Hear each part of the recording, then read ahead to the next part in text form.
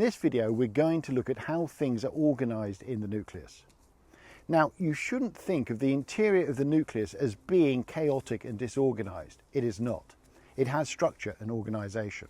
The use of a technique called spectral karyotyping, which allows the different chromosomes to appear as different colours down the microscope, has shown that the individual chromosomes are not intermingled but are organised into territories within the interior of the nucleus.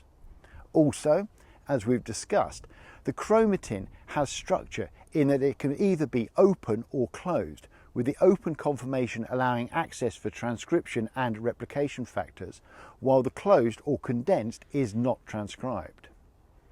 And possibly the earliest evidence of structure in the nucleus was the discovery of the nucleolus.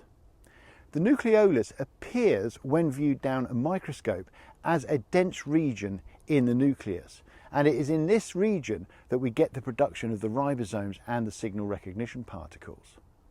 Although we haven't really talked about the ribosomes, a cell needs a lot of ribosomes, around 10 million, with each ribosome consisting of a large and a small subunit that contains proteins and ribosomal RNA. And with some 10 million ribosomes per cell, that means that around 80% of the cell RNA can be ribosomal RNA. In the nucleolus, the 4 ribosomal RNAs, 5S, 5.8S, 18S and 28S, are made, and the genes coding for the ribosomal RNAs are arranged as tandem repeats on chromosomes 13, 14, 15, 21 and 22, with around 200 copies per nucleus. Interestingly, 18S, 5.8S and 28S ribosomal RNAs are transcribed by RNA polymerase 1 as a single precursor RNA, which is then cleaved to make the different ribosomal RNAs.